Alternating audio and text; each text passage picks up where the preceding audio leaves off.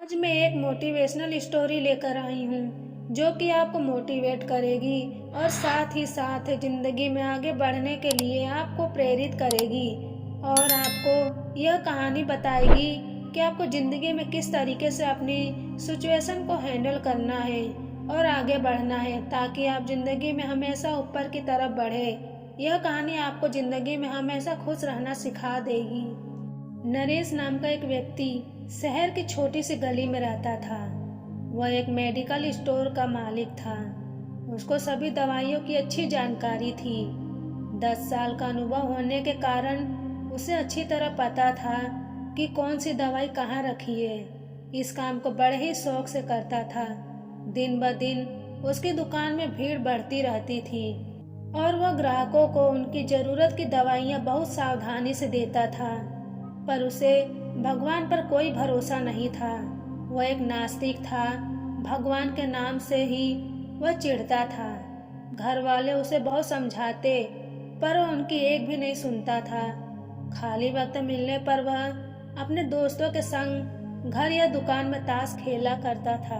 एक दिन उनके दोस्त उसका हालचाल पूछने दुकान में आए और अचानक बहुत तेज बारिश होने लगी। बारिश की वजह से दुकान में भी कोई नहीं था। बस फिर क्या, सब दोस्त मिलकर ताश खेलने लगे। तभी एक छोटा सा लड़का उसकी दुकान में दवाई लेने आया। उसका पूरा शरीर भीगा था। नरेश ताश खेलने में इतना मस्त था, ठंड से ठिठुरते हुए उस लड़के ने दवाई की पर्ची के बढ़ाते हुए कहा, साहब जी, मुझे यह दवाई चाहिए। मेरी माँ बहुत बीमार है, उसको बचा लीजिए। बाहर और सब दुकानें बारिश की वजह से बंद है। आपकी दुकान को देखकर मुझे विश्वास हो गया कि मेरी माँ बच जाएगी। इसी बीच लाइट भी चली जाती है। बारिश भी थोड़ी कम हो चुकी थी।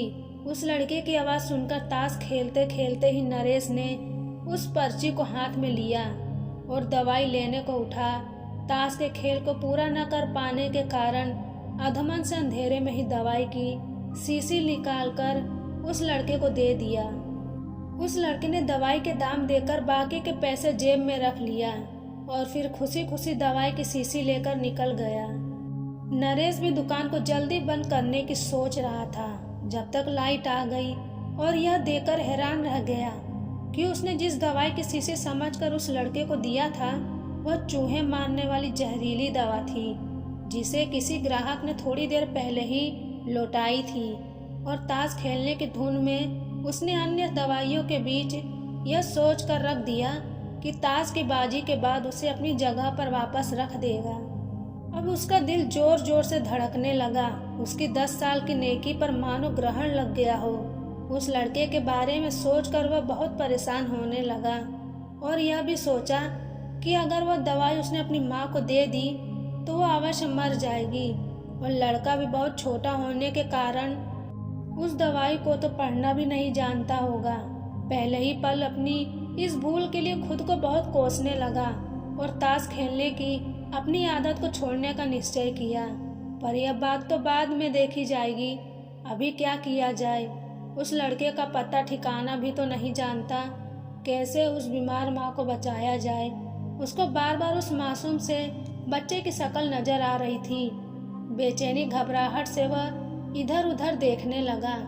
पहली बार उसकी नज़र दीवार के उस कोने में पड़ी जहां उसके पिता ने जिद करके भगवान श्री कृष्ण की तस्वीर दुकान के उद्घाटन के वक्त लगाई थी। पिता से हुई बहस में पिताजी की कही हुई बात उसे याद आ गई कि बेटे, जीवन में भगवान को एक बार जरूर आजमा कर देखना।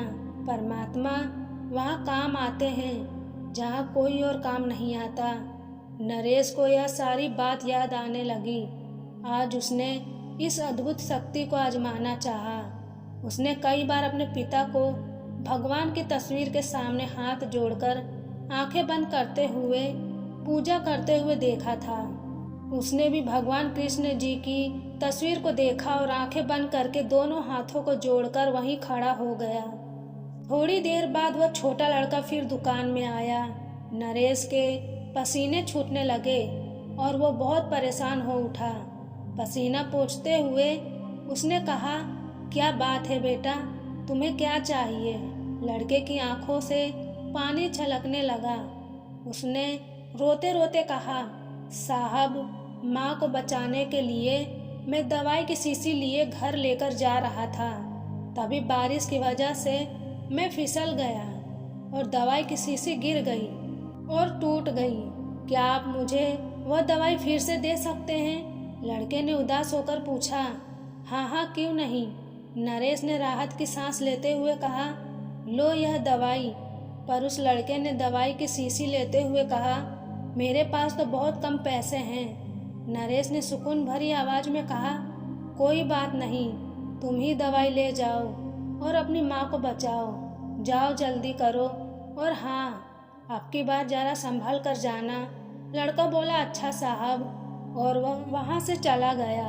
मरीज की जान में जान आई और भगवान को धन्यवाद देते हुए अपने हाथों से उस धूल भरी तस्वीर को अच्छा और सीने से लगा लिया। अपने भीतर इस परिवर्तन को वह अपने घर वालों को सुनाना चाहता था।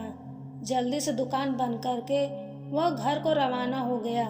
नासिकता की अंधेरी रात बीत गई थी और अगले दिन की नई सुबह एक नए नरेश के स्वागत में तैयार थी। इंसान का नसीब उतनी बार बदलता है जितनी बार वह ईश्वर को याद करता है। दोस्तों, उम्मीद करती हूँ कि आपको यह कहानी पसंद आई होगी। मेरी इस कहानी से आपको काफ़ी कुछ सीखने को मिला होगा। ऐसे ही कहानी सुनने के लिए हमारे चैनल को सब्सक्राइब करें। धन्यवाद।